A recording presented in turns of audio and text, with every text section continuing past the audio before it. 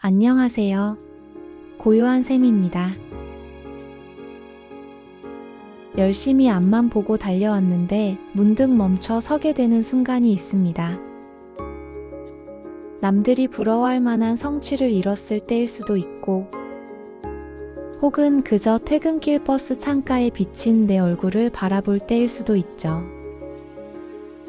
분명 치열하게 살았는데 가슴 한구석이 텅 빈 것처럼 서늘해집니다. 나 지금 잘 살고 있는 걸까? 도대체 무엇을 위해 이렇게 애쓰고 있는 거지? 이런 질문이 찾아올 때 우리는 당혹감을 느낍니다. 꽉 차 있다고 믿었던 삶이 갑자기 구멍난 풍선처럼 허무하게 느껴지니까요. 이건 어쩌면 당연한 일입니다. 지금까지 당신을 이끌어 주었던 확실한 정답들이 어느 순간 힘을 잃어버렸기 때문입니다. 지금껏 당신을 움직이게 했던 가장 큰 동력은 무엇이었나요?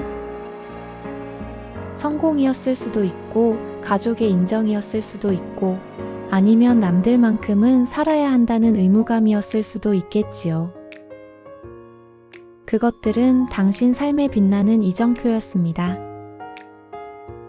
그 빛만 보고 따라갈 때는 삶이 명확했습니다. 힘들어도 이유가 있었으니까요. 그런데 어느 순간 그 목표를 이루었거나 혹은 더 이상 그것이 내 가슴을 뛰게 하지 못한다고 느낄 때가 옵니다. 그때 우리는 길을 잃은 것 같은 기분에 휩싸입니다. 마치 망망대해에서 나침반이 고장난 선장이 된 것처럼 막막하죠. 요즘 사회를 바라봐도 비슷한 장면이 보입니다. 결혼을 미루거나 아예 선택하지 않는 사람이 늘고, 일자리를 찾는 대신 잠시 멈추기도 합니다. 꼭 그렇게 치열하게 살아야 하나요? 라고 묻는 목소리도 커졌습니다. 이건 누군가의 나약함이라기보다 우리가 당연하게 생각해오던 정답들이 흔들리는 시대의 표정일지도 모릅니다. 하지만 갑작스럽게 찾아오는 이 막막함은 우리가 지금까지 잘못 살아왔다는 의미는 아닙니다. 다만 남이 그려준 지도의 수명이 다한 것뿐입니다. 이제 당신은 텅 빈 백지 위에 당신만의 새로운 지도를 그려야 할 때가 온 것입니다. 두렵지만 동시에 가슴 뛰는 일이 아닐까요?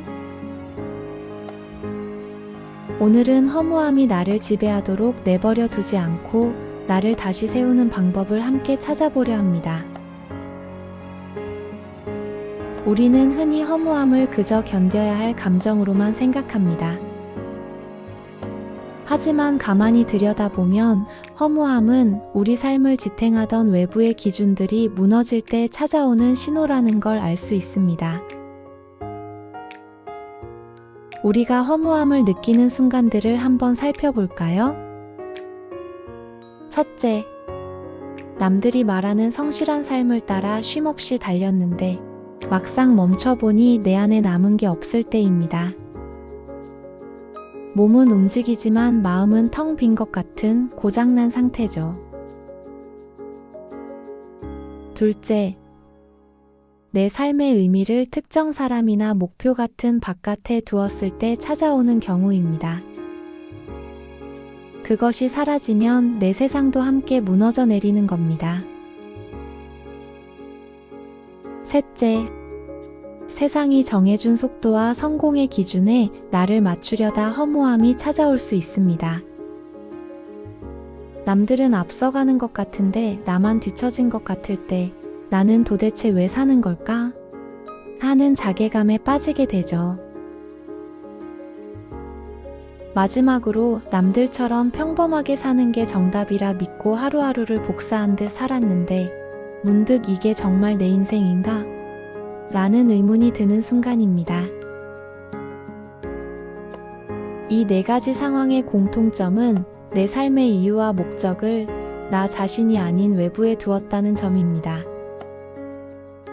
남들이 좋다는 것, 세상이 옳다는 것들을 따라갔지만 그 기준이 흔들리거나 사라질 때 우리는 길을 잃게 됩니다. 하지만 이것은 절망할 일이 아닙니다. 오히려 이제야말로 남의 정답이 아닌 나만의 질문을 던질 기회가 온 것이니까요. 철학자 니체는 우리가 겪는 이 혼란을 아주 정확하게 예견했습니다. 그는 신은 죽었다라는 다소 충격적인 말을 남겼죠. 이 말을 종교에 대한 비판적인 의미로 오해하는 경우가 많지만 사실 이 문장에는 삶에 대한 깊은 철학적 의미가 담겨 있습니다. 여기서 신은 우리가 절대적이라고 믿었던 모든 가치를 뜻합니다. 사회가 정해준 성공의 기준, 반드시 따라야 한다고 믿었던 도덕, 그리고 나를 지탱해주던 외부의 정답들 말이죠. 앞서 우리가 살펴본 외부의 기준이 무너질 때 찾아오는 허무함이 바로 니체가 말한 신의 죽음과 맞닿아 있는 것입니다. 우리가 허무함을 느끼는 건 내가 약해서가 아닙니다. 우리가 절대적으로 믿고 의지했던 그 외부의 기준들이 더 이상 내 삶을 지탱해주지 못하는 시대가 되었기 때문입니다. 니체는 이 거대한 상실감이 현대인에게 필연적으로 찾아올 수밖에 없다고 보았습니다. 니체는 우리에게 말합니다. 기존의 정답이 사라졌다는 건 이제 당신이 직접 정답을 만들어갈 자유가 생겼다는 뜻이다. 라고 말이죠. 외부의 기준이 사라진 지금이야말로 진짜 내 삶을 시작할 수 있는 절호의 기회라는 겁니다. 그렇다면 우리는 어떻게 이 허무함을 딛고 일어설 수 있을까요? 어떻게 해야 남이 아닌 나를 위한 새로운 가치를 세울 수 있을까요? 지금부터 니체의 철학이 제안하는 구체적인 극복의 방법들을 하나씩 살펴보겠습니다.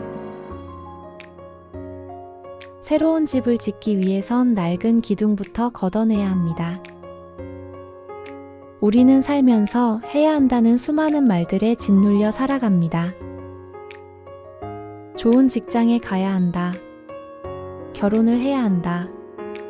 착한 사람이 되어야 한다. 이런 말들은 내 의지와 상관없이 내 삶의 주인 행세를 해왔습니다. 지금 당장 그 당연한 의무들의 물음표를 던져보세요.